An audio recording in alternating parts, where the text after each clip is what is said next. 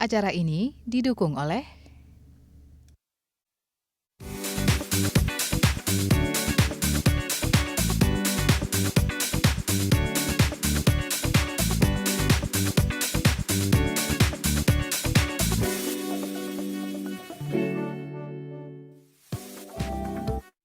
Bincang Sehati. Pertumbuhan gigi yang tidak rapi tak hanya bisa mengganggu penampilan dan rasa percaya diri, namun juga beresiko menimbulkan gangguan bicara, kesulitan mengunyah, serta gangguan kesehatan gigi dan mulut.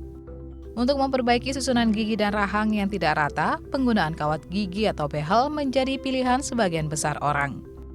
Meskipun begitu, pemasangan kawat gigi tidak boleh dilakukan sembarangan.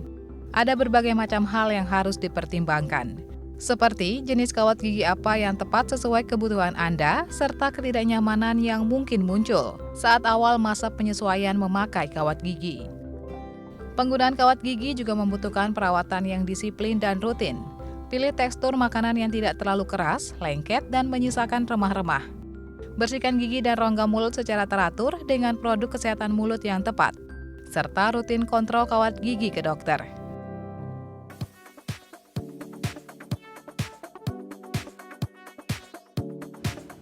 Halo pemirsa Bincang Sehati, apa kabar? Anda hari ini senang sekali saya Ayu Sutomo bisa kembali hadir ke hadapan Anda dalam program talk show yang penuh dengan informasi inspiratif Bincang Sehati.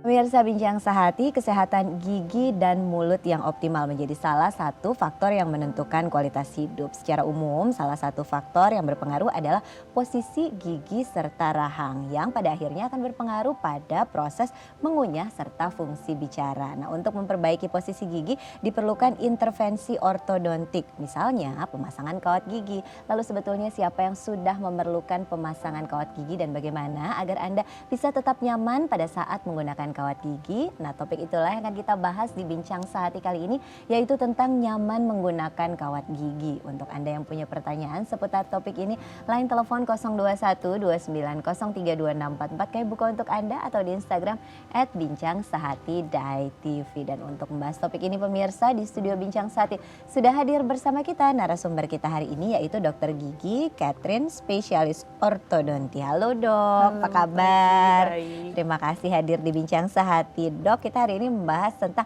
agar tetap nyaman pada saat menggunakan kawat gigi. Seringkali seperti itu ya pemirsa, stigmanya kalau pakai kawat gigi udah pasti deh sakit, nggak nyaman, bahkan ada yang sampai berat badannya turun gitu ya Dok ya. Dok, sebelum kita bahas itu semua, sebetulnya konsep yang disebut pemasangan kawat gigi serta manfaatnya untuk individu itu sebetulnya seperti apa sih dokter? Oke, saya mulai dengan membahas ortodonti itu sendiri ya. Jadi istilah ini sering kita dengar di publik. Jadi ortodonti itu sebenarnya adalah satu bidang ilmu dalam kedokteran gigi yang mempelajari khusus mengenai pertumbuhan dan perkembangan gigi, rahang, dan wajah dari anak-anak hingga dewasa. Nah, dalam lingkup ortodonti ini biasanya yang paling sering dikenal oleh masyarakat umum itu adalah kawat gigi.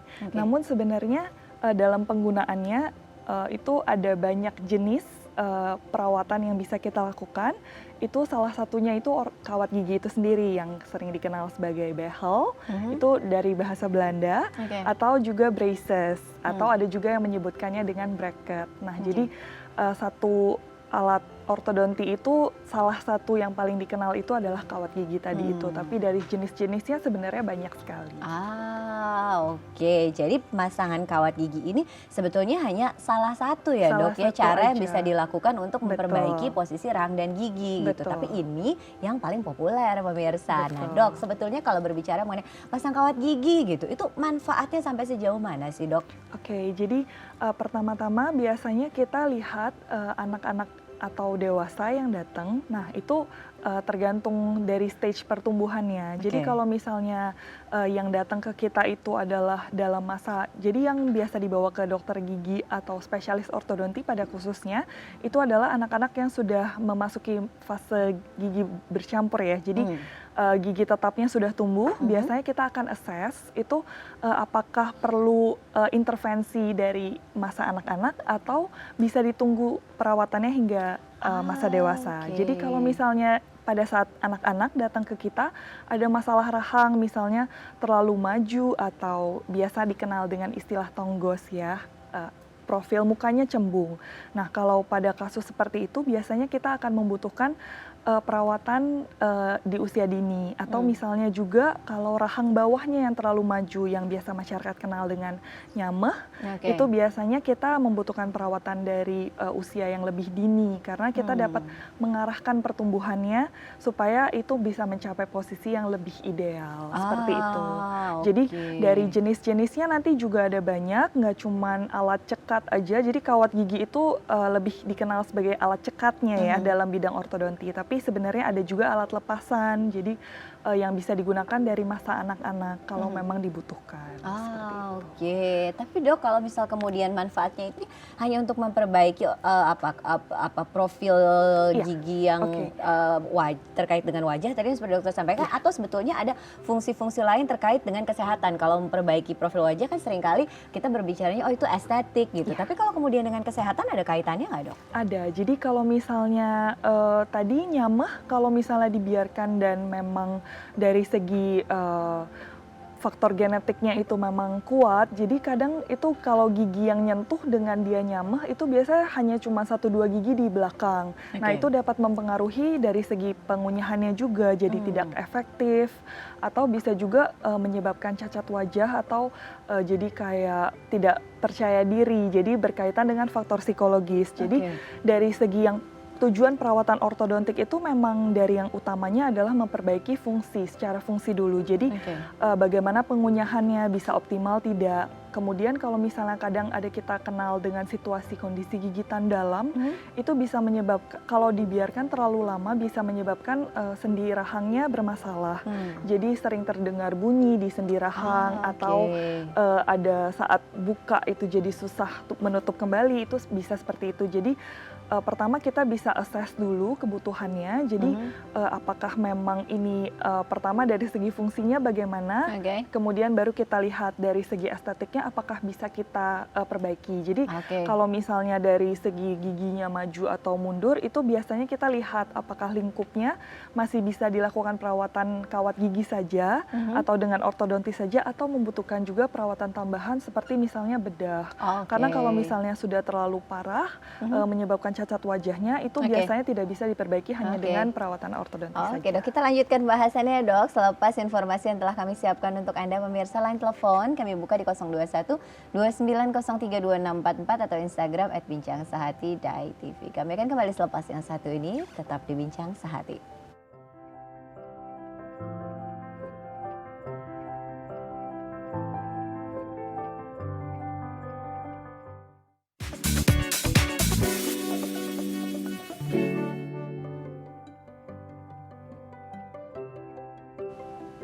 Terima kasih pemirsa, dan masih bersama kami di Bincang Sehati membahas topik tentang nyaman menggunakan kawat gigi. Untuk Anda yang punya pertanyaan seputar topik ini, line telepon 021-2903-2644 kami buka untuk Anda, atau di Instagram @bincang-sehati.tv. Dan sekarang mari kita lanjutkan pembahasan topik ini masih dengan Dokter Gigi Catherine, spesialis ortodonti. Dok, kalau kemudian berbicara mengenai susunan gigi yang tidak rapi sehingga pada akhirnya membutuhkan kawat gigi untuk kemudian merapikannya. Sebetulnya menyebabkan susunan gigi manusia itu menjadi tidak rapi itu faktor-faktornya apa saja sih, Dok?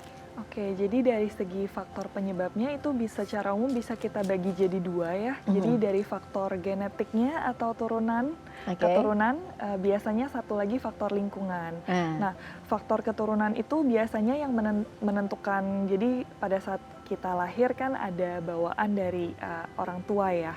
Nah, itu kalau misalnya dari ayahnya, saya beri contoh ya, misalnya dari ayahnya itu rahangnya besar, dari ibunya mungkin dia dapatnya giginya kecil, yang terjadi adalah ada rongga-rongga antara gigi. Nah, tapi kalau misalnya terjadi sebaliknya adalah misalnya rahangnya kecil tapi materi giginya itu besar, maka yang terjadi adalah giginya jadi berantakan karena tidak ada ruang untuk tumbuhnya gigi, jadi overlapping, jadi ada yang maju, mundur dan sebagainya.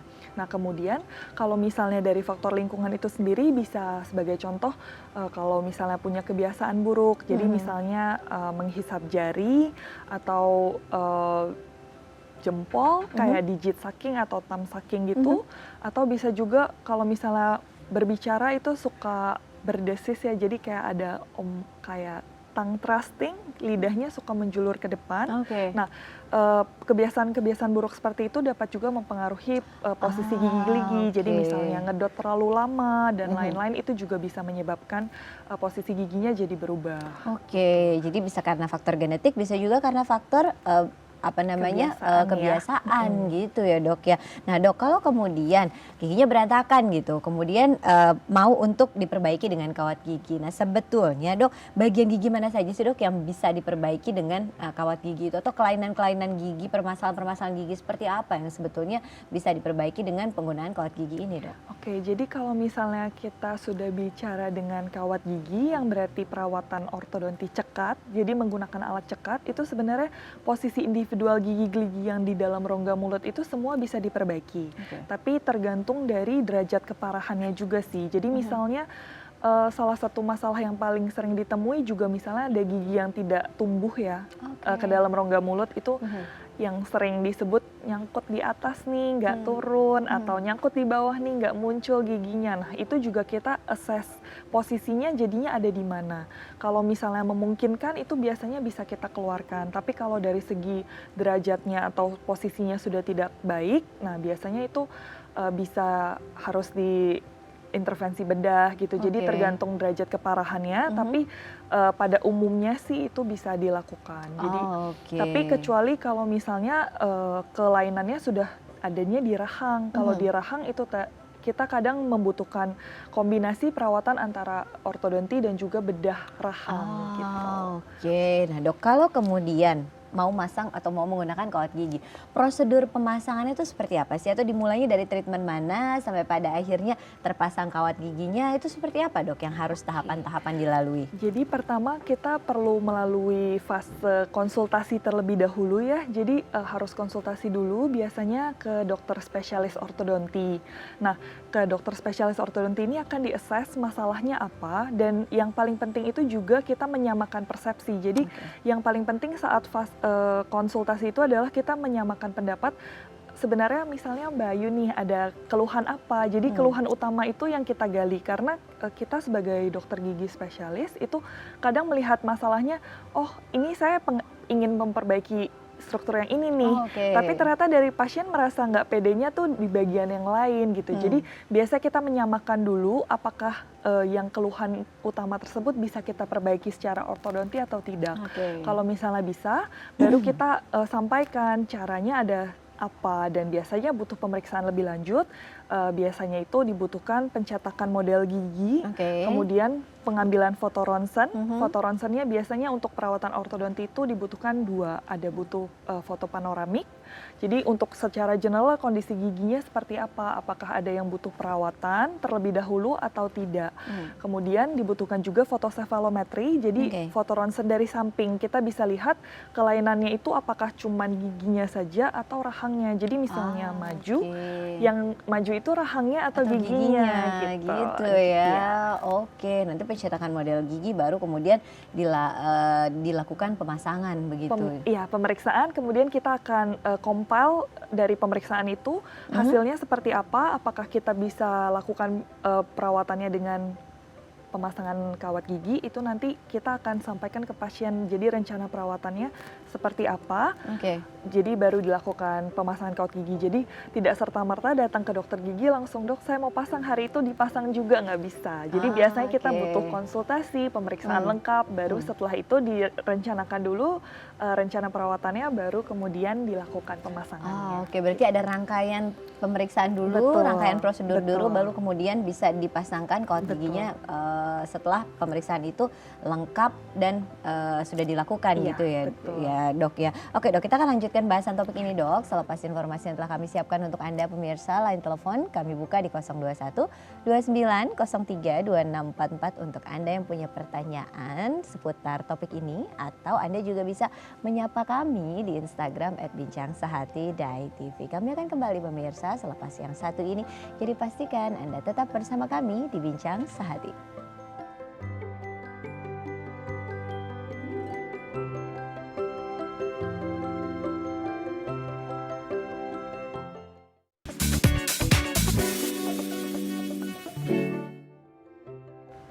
Terima kasih pemirsa, Anda masih bersama kami di Bincang Sehati yang bahas topik tentang nyaman menggunakan kawat gigi. Untuk Anda yang punya pertanyaan seputar topik ini, line teleponnya sudah kami buka di 0212903244 atau Instagram @bincang_sehati_tv. Dan sekarang mari kita lanjutkan pembahasan topik ini masih dengan Dr. Gigi Catherine, spesialis ortodonti. Dok, kalau kemudian kita berbicara mengenai pemasangan kawat gigi, sebetulnya cara kerja kawat gigi dalam merapihkan susunan gigi geligi kita itu seperti apa sih, dokter? Oke, jadi sebenarnya komponen aktif dari suatu perawatan ortodonti atau khususnya dengan penggunaan kawat gigi itu adalah kawatnya. Jadi kalau misalnya bracket yang menempel di gigi itu kita bisa ibaratkan sebagai relnya. Nah, jadi yang bagian aktif bekerja itu adalah kawatnya. Makanya setiap kali kontrol itu biasanya akan dilakukan penggantian kawat. Nah, kawat itu yang akan memberikan gaya atau tekanan ke gigi sehingga akan terjadi, kalau ada tekanan itu kan akan terjadi kayak remodeling tulang di sekitarnya. Nah, itu baru bergerak ke arah yang kita rencanakan seperti itu. Jadi kalau misalnya dari cara kerja kawatnya itu sendiri sih, komponennya itu yang aktif adalah kawatnya. Nah, oleh karena itu juga mungkin saya ingin mengingatkan juga, jadi makanya sangat berbahaya bahwa kawat gigi itu sempat jadi tren fashion gitu. Jadi yang digunakan sembarangan, yang pemasangannya itu tidak pada ahlinya. Nah, itu dapat menyebabkan masalah rongga mulut yang berarti gitu. Karena giginya bisa jadi malah makin berantakan atau malah dapat menyebabkan masalah lain lah yang lebih. Dok, sebelum kita ke pertanyaan berikutnya, sudah ada penelpon yang siap bergabung dengan kita. Dokter, kita sapa penelpon kita terlebih dahulu. Halo. Halo Bincang Sehati. Bincang Sehati, selamat siang. Selamat siang, dengan siapa di mana? Saya Rima di Tangerang. Baik, Rima di Tangerang, silakan pertanyaannya. Iya, saya kan udah lepas kawat gigi. Kebetulan nih saya makainya udah 2 tahun. Nah, terus kemarin pas lepas, gigi saya malah ada kaharang sama kuning. Pas dibersihin sama dokter sih waktu lepas gitu, jadi ada karang sama warna kuning gitu. Nah, untuk mau tanya sih tipsnya untuk ngilangin warna kuning yang ada di gigi saya gimana tuh, Dok? Dokter ada pertanyaan mungkin atau sudah cukup? Sudah cukup. Baik, kami coba jawab bersama di sini. Terima kasih atas partisipasinya di Bincang Sehati. Silakan, dokter. Jadi kalau misalnya terkait warna kuningnya ya, jadi pada saat kita melakukan pemasangan kawat gigi itu kan kita ada menggunakan semacam, mungkin masyarakat kenalnya sebagai lem atau perekat.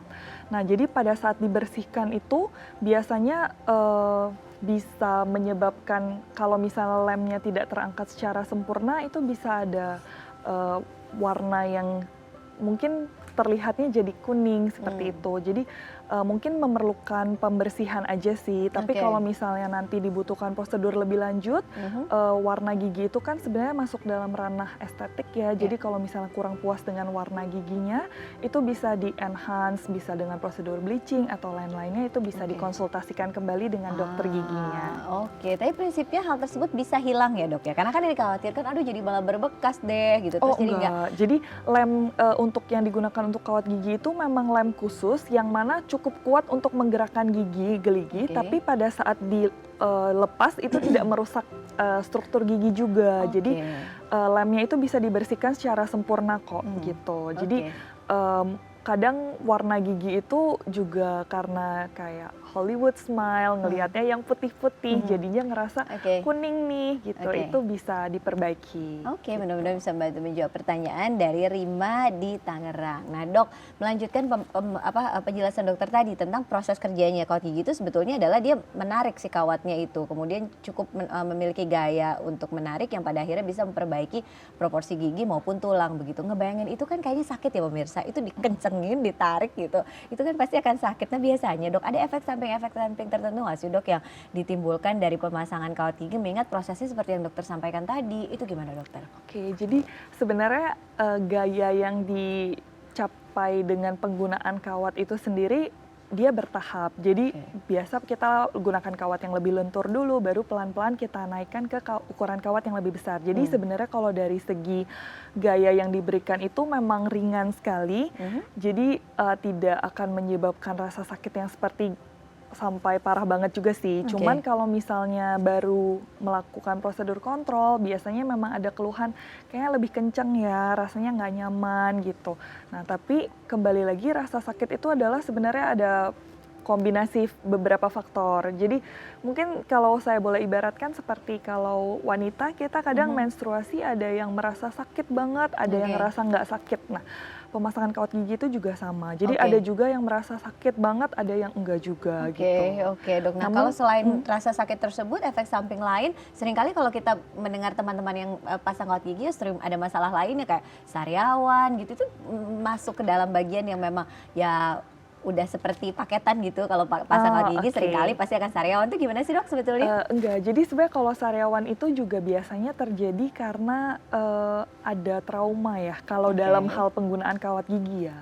Mungkin kalau misalnya ada gigi yang posisinya masih lebih maju atau lebih dekat ke bibir atau pipi, itu biasanya sering tergigit. Atau misalnya karena tonjol dari alat ortodonti itu menggesek bagian lapisan dalam bibirnya, itu bisa menyebabkan luka yang akhirnya terjadi sariawan. Nah sebenarnya sariawan itu sendiri juga kalau misalnya memang dari awal sudah disebabkan karena adanya tajam, itu bisa dihindari dengan biasa kita akan edukasi untuk penggunaan orthodontic wax gitu. Jadi bagian yang tajam itu bisa di cover karena dalam pemasangan kawat gigi kita kadang ada menggunakan auxiliary juga atau tambahan alat seperti misalnya kawat ligatur atau lain-lainnya yang mungkin bisa tajam terasanya di bibir.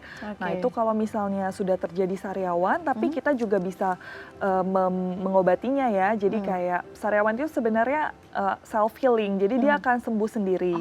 Tapi kalau misalnya terus-terusan terkena trauma atau tergigit atau tergesek terus, dia akan susah untuk sembuhnya. Nah disitulah kita kadang butuh tambahan obat. Nah gitu. Jadi obat itu sifatnya untuk memberikan lapisan pelindung tambahan supaya dia mempercepat healingnya atau penyembuhannya. Nah kalau kemudian dalam memilih obat untuk sariawan tertentu begitu ya dok ya, obat-obatan tertentu untuk menyembuhkan sariawan, sebetulnya ada kriteria-kriteria yang kita harus perhatikan nggak sih untuk memilih obat yang tepat pada saat sariawan, terutama untuk yang menggunakan kawat gigi ini? Jadi sebenarnya untuk sariawan itu sendiri pemilihan obatnya kita bisa coba lihat yang ada ingredients-nya tuh hyaluronic acid. Nah hyaluronic acid itu sebenarnya dia bisa untuk memberikan lapisan proteksi itu. Jadi memberikan lapisan proteksi yang melindungi sariawan dari rongga, dari trauma lah istilahnya, sehingga mempercepat penyembuhannya. Atau bisa juga mungkin kalau dicari ada tambahan-tambahan seperti bahan natural ya, kayak aloe vera atau lain-lainnya gitu. Jadi tidak spesifik sih, jadi semua sariawan itu bisa menggunakan obat tersebut. Baik sariawan karena memang kekurangan vitamin atau sariawan yang memang disebabkan oleh gesekan dari kawat gigi, begitu ya dok ya. Nah dokter, kalau kemudian selain sariawan, seringkali yang dihadapi oleh orang yang memakai kawat gigi adalah kan giginya sering ngilu atau nyeri gitu ya dok ya. Nah sebetulnya kalau kemudian pasang kawat gigi itu ada kaitannya nggak sih dok dengan meningkatnya sensitivitas gigi atau giginya jadi sensitif kalau misalnya pakai kawat gigi gitu ya pemirsa, itu gimana dok? Jadi kalau misalnya terkait dengan selain dari rasa tidak nyaman sehabis kontrol, itu seharusnya tidak ada rasa nyeri tambahan sih. Jadi kalau misalnya memang ada bagian yang lebih sensitif, itu mungkin bisa dicek itu ada masalah apa di situ. Karena misalnya dengan penambahan alat dalam rongga mulut itu biasa pembersihannya pasti agak jadi lebih sulit, membutuhkan extra care. Nah kalau misalnya pembersihannya itu kurang baik, ada kayak sisa-sisa makanan yang menempel di bracketnya, itu terutama bagian yang dekat gusi dapat menyebabkan radang gusi. Jadi gusinya jadi bengkak, merah, dan mudah berdarah. Itu ya kita harus lihat. Dan kadang kalau kondisi inflamasi seperti itu biasanya bisa juga menyebabkan gusinya jadi lebih turun. Nah kalau sudah terjadi resesi gusi, biasanya leher gigi yang terekspos itu memang menyebabkan rasa sensitif ya, karena itu part yang paling sensitif terhadap suhu terutama. Jadi kalau misalnya minum dingin atau panas itu bisa nyeri. Dok, kita lanjutkan bahasannya selepas informasi yang berikut ini ya pemirsa. Line telepon masih kami buka di 0212903264 atau Instagram @bincangsaati_tv. Kami akan kembali selepas yang satu ini, tetap di Bincang Sehati.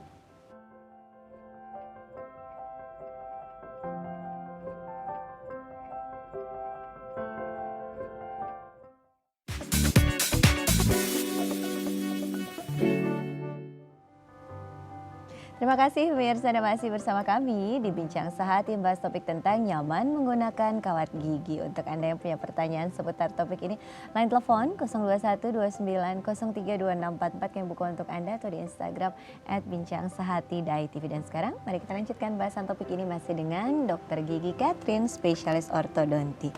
Dok, kalau kemudian menggunakan kawat gigi, sebetulnya ada aktivitas-aktivitas tertentu nggak sih dok yang sebaiknya dilakukan atau sebaiknya tidak dilakukan gitu? Kalau misalnya kita kaitkan dengan olahraga, apakah ada olahraga atau aktivitas-aktivitas berat tertentu yang sebaiknya dihindari pada saat memakai kawat gigi ini dok? Oke, jadi kalau misalnya udah menggunakan alat ortodonti cekat atau kawat giginya itu kan tidak bisa dilepas pasang ya. Jadi paling kalau misalnya olahraga itu tidak ada yang dilarang sih, tapi mungkin harus lebih berhati-hati. Jadi misalnya basket jangan sampai kepentok gitu, karena bisa menyebabkan trauma, itu bracketnya bisa lepas gitu. Jadi mungkin lebih dibatasi aja sih. Tapi kalau aktivitas-aktivitas lain sebenarnya nggak ada yang terlalu berarti sih.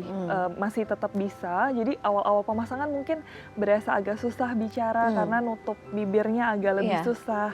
Tapi setelah itu udah biasa lagi.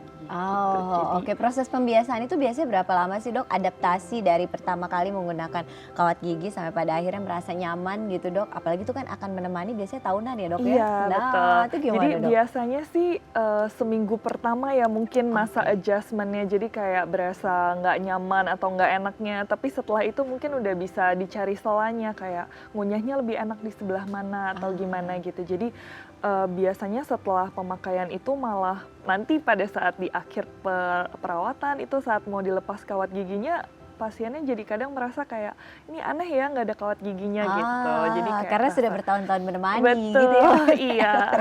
Dok, kalau kemudian berbicara mengenai biasanya 1 minggu juga penyesuaian udah udah baik kok gitu. Apakah itu dari pertama pasang ke 1 minggu kemudian tuh ada kontrol? Atau kontrolnya tuh gimana sih dok? Berapa waktu sekali biasanya kita Kontrolnya kontrol? tergantung jenis alat ortodonti yang dipakai. Jadi kawat gigi itu sendiri kalau yang cekat itu juga ada beberapa jenisnya. Jadi biasanya sih rentang kontrolnya itu dari 4 minggu sampai 8 minggu ya sekali. Jadi kalau misalnya memang menggunakan yang konvensional itu biasanya bracketnya itu ada kayak semacam karet warna-warninya di sekitarnya.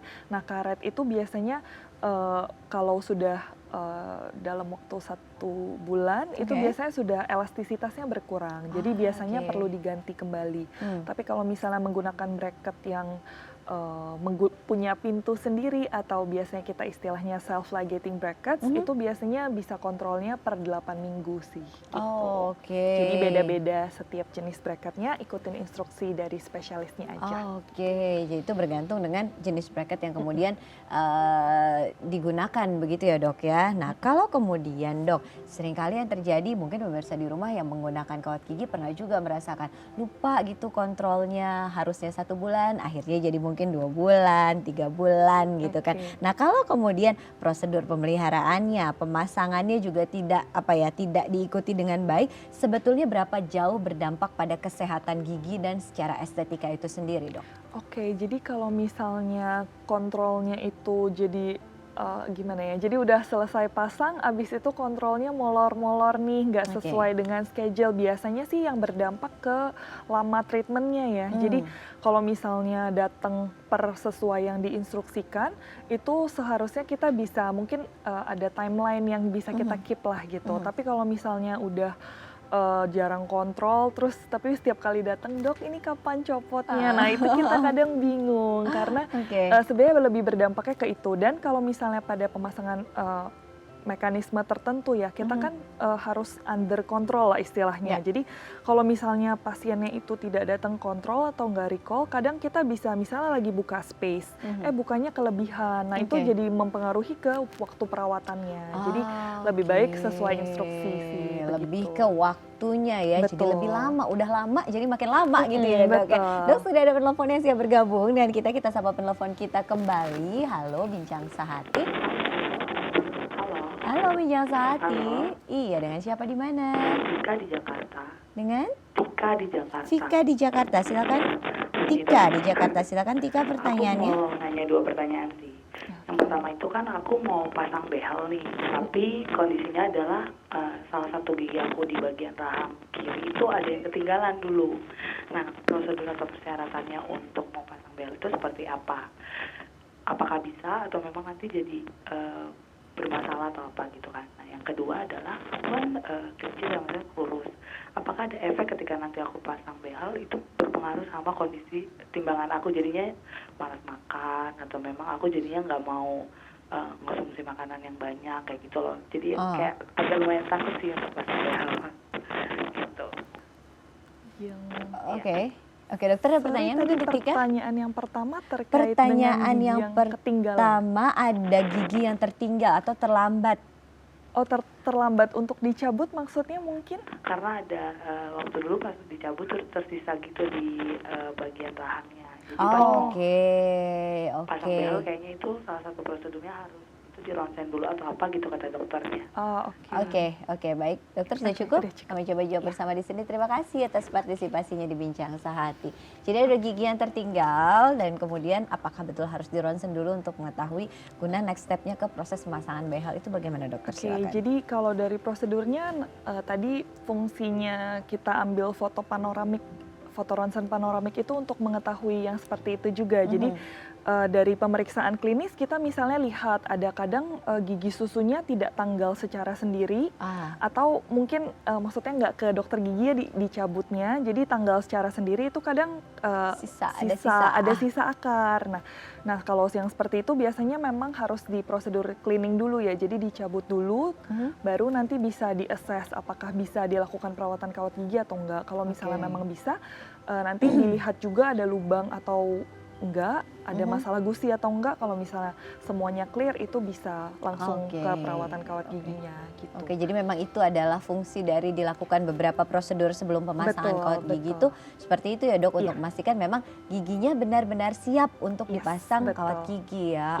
Nah kalau pertanyaan keduanya dok, jadi malas makan, sekarang badannya timbangannya sudah kurus, nanti kalau pasang kawat gigi apakah iya akan jadi malas makan atau sulit makan sehingga akhirnya makin kurus gitu ya, itu gimana dokter? Nah, jadi kalau untuk berkaitan dengan appetite atau nafsu makan ya, itu kalau misalnya udah pasang kawat gigi itu semua orang beda-beda. Ada yang setelah pasang kawat gigi 1-2 hari pertama itu sulit makan, tapi setelah itu udah biasa lagi gitu. Jadi kalau misalnya goalnya pasang kawat gigi adalah supaya kurus, supaya tirus, itu kadang goal yang tidak realistis ya gitu. Jadi ada beberapa yang mungkin memang jadi malas makan, tapi lebih ke kalau untuk pembersihannya jadi lebih susah. Jadi misalnya keluar makan gitu, kayak jadi lebih banyak yang bisa nyangkut-nyangkut di mana-mana. Nah itu mungkin pembersihannya lebih susah. Nah kalau misalnya orangnya agak risih gitu atau keluar dengan orang yang kayak nggak nyaman lah ya, kalau ada yang nyangkut itu mungkin makannya jadi lebih sedikit. Tapi kalau nggak ada masalah dengan itu, pengunyahannya juga normal aja, biasanya nggak berpengaruh banyak sih. Gitu. Ya. Hanya di awal-awal saja adaptasi, tapi habis itu makannya lahap lagi gitu ya dokter. Mudah-mudahan bisa membantu menjawab pertanyaan dari Tika yang tadi bergabung di Bincang Sehati. Dan sekarang pemirsa, kami telah menyiapkan rangkaian tips untuk Anda semua di rumah. Tipsnya kali ini adalah bagaimana agar gigi anak tumbuh dengan rapi. Seperti apa tipsnya? Silakan simak yang berikut ini. Pemirsa Bincang Sehati, gigi yang rapi saat dewasa dimulai dari pertumbuhan gigi dan rahang yang kuat dan sehat sejak kecil. Untuk itu, peran orang tua sangat penting dalam memperhatikan pertumbuhan gigi anak sejak usia bayi. Berikut beberapa cara yang dapat Anda terapkan agar gigi anak tumbuh dengan rapi. Hilangkan kebiasaan buruk. Kebiasaan menggunakan dot dalam jangka waktu yang lama, menghisap jempol atau sering menggigit kuku, dapat memberikan tekanan yang tidak diinginkan pada gigi dan rahang, sehingga dapat mengganggu pertumbuhan keduanya. Mulailah hentikan kebiasaan ini sejak anak berusia 2 tahun. Jika anak sering mengemut makanan, giginya berpotensi mengalami keropos dan rusak, sehingga dapat menyebabkan pertumbuhan rahangnya tidak optimal. Ajarkan keterampilan mengunyah pada anak secara bertahap dimulai saat anak berusia 6 bulan. Agar gigi anak dapat tumbuh dengan kuat dan rapi, asupan makanan yang tepat juga tak kalah penting. Selain susu yang mengandung mineral baik untuk gigi, berikan anak makanan seperti stroberi, apel, dan wortel yang memiliki tekstur renyah untuk menstimulasi pertumbuhan gigi anak. Membersihkan gigi anak harus dimulai sejak giginya mulai tumbuh. Gunakan kain lembut, bersih dan lembab atau sikat gigi kecil khusus bayi yang hanya dibasahi dengan air. Di atas 1 tahun, mulai kenalkan anak dengan pasta gigi mengandung fluoride dan biasakan anak menyikat gigi minimal 2 kali sehari. Perhatikan pertumbuhan gigi anak dengan baik untuk memastikannya berkembang sesuai tahapan usianya. Akan lebih baik jika Anda dapat mengajak anak berkunjung ke dokter gigi minimal 6 bulan sekali agar pertumbuhan giginya lebih terpantau.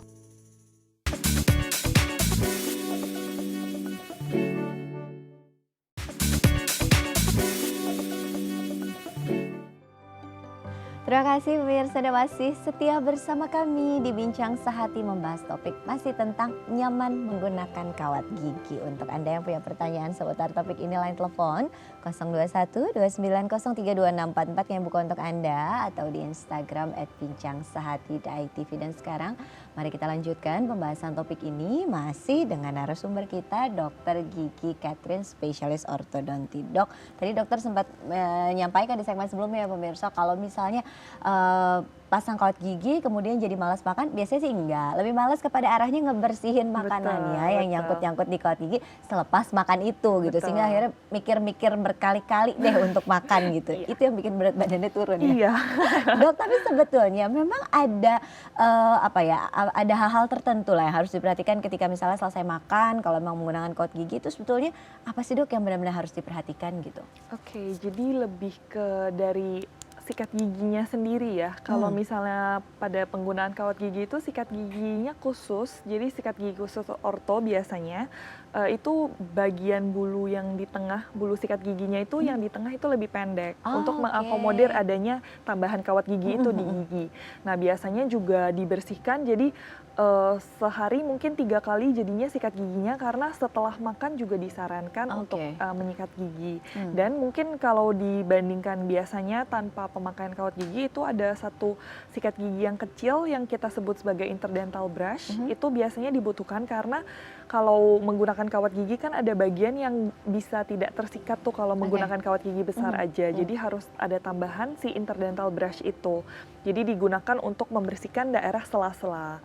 Kemudian kita juga harus menggunakan floss ya, jadi benang gigi di sela-selanya walaupun ribet atau jadinya banyak yang harus dibersihkan, tapi penggunaan floss itu sangat penting karena baik menggunakan kawat gigi maupun tidak, itu sela-sela gigi di antara gigi itu biasanya nggak akan bersih hanya dengan penyikatan gigi saja. Jadi dibutuhkan penggunaan benang gigi. Memang lebih sulit karena jadi harus satu-satu ya membersihkannya gitu. Satu-satu.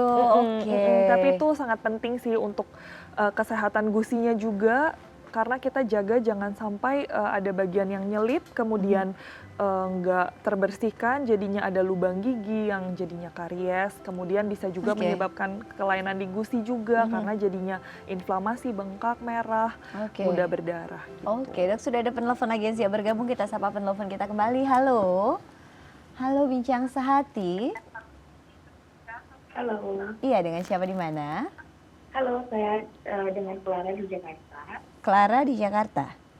Iya, benar. Silakan pertanyaannya. Halo dok, saya mau nanya, selama ini saya udah 2 tahun pasang kawat gigi. Saya mau nanya aja, apakah setelah treatmentnya selesai, ada perawatan khususkah untuk orang yang udah selesai perawatan, semacam do and don't-nya? Itu aja pertanyaannya. Oke, baik. Terima kasih atas partisipasinya di Bincang Sehati. Silakan dokter. Oke, jadi untuk perawatan setelah pemakaian kawat gigi itu biasanya memang kita akan menyarankan penggunaan ada suatu alat yang dinamakan retainer. Nah, retainer ini adalah fungsinya untuk retain, jadi mempertahankan posisi gigi yang sudah dicapai setelah penggunaan kawat gigi itu. Jadi misalnya tadinya giginya berantakan, sudah kita perbaiki ke posisi gigi yang ideal ya. Nah kemudian kalau tidak dipertahankan, ada tendensi terjadi yang disebut dengan relapse. Oke. Jadi gigi itu bisa kembali ke posisi semula sebelum diperbaiki gitu. Karena di bawah gigi itu ada seperti serabut-serabut gitu yang untuk mempertahankan posisi gigi istilahnya. Nah, kita butuh memakai retainer itu untuk menunggu sampai terjadi remodeling dari sekitar struktur itu sehingga posisi giginya stabil. Nah, tapi kestabilan itu sendiri kita tidak bisa garansi, kayak misalnya dalam 3 tahun gigi itu sudah akan stabil. Jadi biasanya untuk penggunaan retainer itu memang disarankan jangka panjang ya. Jadi walaupun nantinya akan penggunaan untuk malam hari saja, tapi disarankan selama ingin giginya terlihat rapi itu harus tetap memakai retainer. Oke, jadi setelah menggunakan kawat gigi masih ada satu tahapan perawatan yang harus dilakukan, yaitu penggunaan retainer. Itu berapa lama dok biasanya pakai retainer itu? Pakai retainer kita saranin pokoknya kalau misalnya pengen giginya rapih, nggak berubah posisinya, retainer tetap dipakai setiap malam. Jadi mungkin setelah selesai pemasangan kawat gigi, jadi baru lepas, itu retainernya biasa kita sarankan pemakaiannya lebih ya, mungkin seharian penuh atau setengah hari, tapi nanti gradually bisa diturunkan sampai hingga pemakaian malam hari saja gitu. Nah, tapi kalau bisa ya sepanjang ingin giginya rapi, retainer itu tetap harus dipakai. Anggap aja kayak remedy malam lah ya. Jadi kayak misalnya kita pakai night cream, abis itu retainernya dipasang juga. Jadi jangan sampai ketinggalan ngerasa udah rapi, udah gitu ya. Jangan lupa retainernya juga dipakai. Mudah-mudahan bisa membantu menjawab pertanyaan Clara di Jakarta yang tadi bergabung di Bincang Sehati. Dokter, kalau kemudian menggunakan kawat gigi, sebetulnya kan sikat giginya itu memang ada yang khusus. Kalau misalnya cara menyikat giginya, apakah ada cara menyikat gigi khusus juga untuk orang-orang yang menggunakan kawat gigi tersebut? Dokter dijawabnya nanti dok. Sudah ada penelpon yang siap bergabung dengan kita. Kita sapa penelpon kita kembali. Halo, Bincang Sehati. Halo. Halo Bincang Sehati. Iya, dengan siapa di mana? Halo, saya Lia dari Bogor. Lia Bogor. Silakan pertanyaannya. Saya udah 67. Bagaimana? Saya waktu ditambal gigi, tapi bukan yang putih, yang dari timah, waktu usia 13 tahun. Sekarang emang sih nggak ada rasa apa-apa, cuman saya pengen cabut aja, bagaimana caranya itu gigi ya? Boleh apa enggak? Soalnya udah terlalu lama dan saya nggak pernah makan di sebelah kiri, itu nggak pernah, saya takut. Dan saya agak bau, saya kesel bener, gimana ya? Jadi pasang tambal giginya sudah berapa lama Ibu? Umur saya 13 tahun. Saat ini usia 67? Iya. Kontrol ke dokter kah Bu? Saya takut dokter, gimana caranya ya? Baik Ibu. Dokter ada pertanyaan mungkin untuk Ibu atau sudah cukup? Sudah cukup. Baik, kami coba jawab bersama di sini. Terima kasih atas partisipasinya di Bincang Sehati.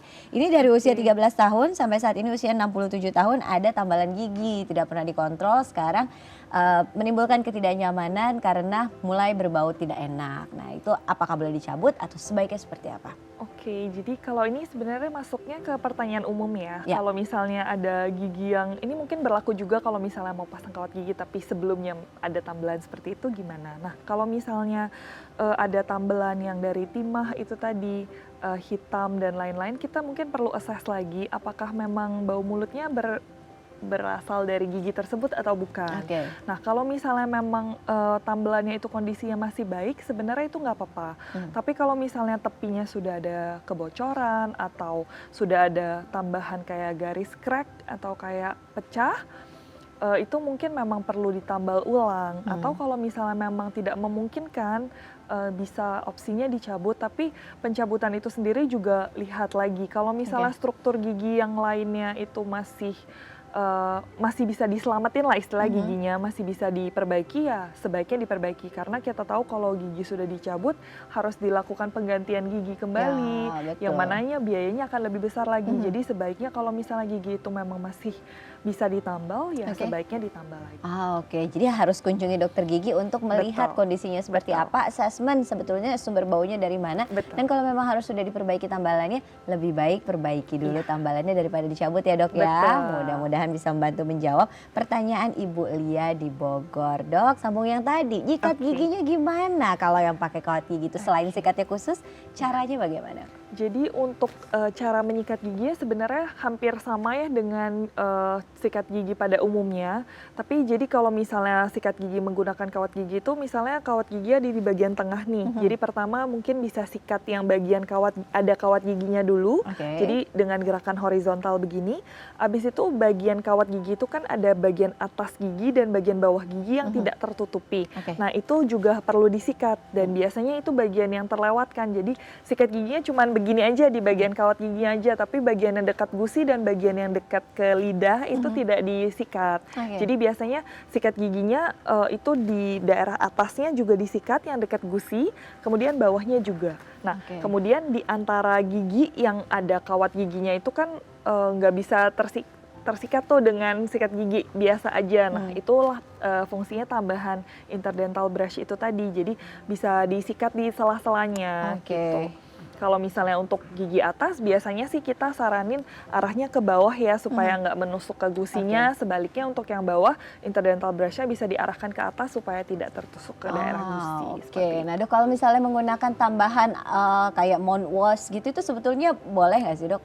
Boleh. Jadi kalau untuk tambahan mouthwash, penggunaannya kita saranin biasanya cari yang non-alkohol dan yang tentunya ada fluoride-nya ya. Jadi fungsinya buat menguatkan gigi karena bagian gigi yang tertutup dengan braces itu kadang agak menyulitkan untuk pembersihan gigi yang optimal. Jadi mouthwash itu sifatnya suplementari ya, tapi tidak bisa menggantikan pembersihan gigi dengan sikat gigi. Jadi sikat gigi tetap yang utama, penggunaan mouthwash itu untuk support aja. Jadi menambah supaya lebih bersih gitu. Tapi tidak bisa menggantikan. Jadi nggak boleh hanya kumur-kumur saja tapi nggak sikat gigi. Harus tetap sikat gigi dulu. Kalau mau menggunakan mouthwash boleh sebagai tambahan.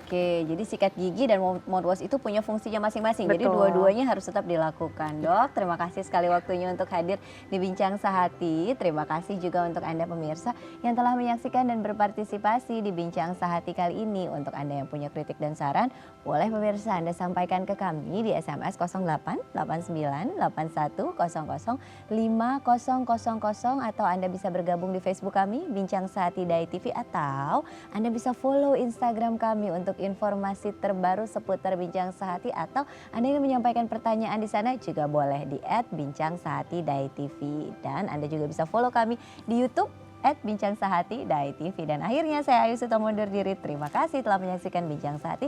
Sampai jumpa. Bye.